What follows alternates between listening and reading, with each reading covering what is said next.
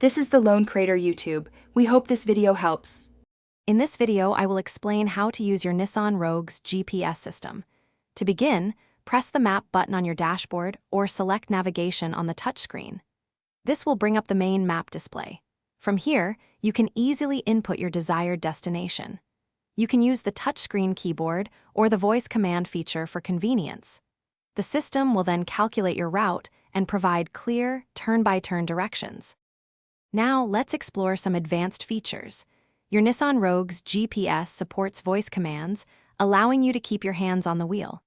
Simply press the voice button and speak your destination or command clearly. You can also customize your route preferences, like avoiding highways or toll roads, through the settings menu. Don't forget to save your home and work addresses, along with other frequent stops, for quick selection. Sometimes you might encounter minor issues. If your GPS signal seems weak, ensure your vehicle is in an open area away from tall buildings or tunnels. Regularly, updating your navigation maps is crucial for accuracy, helping you avoid new road closures or changes. You can usually find map updates through your Nissan dealer or online. Keeping your system software current ensures optimal performance and access to the latest features. To truly enhance your driving experience, consider integrating your smartphone.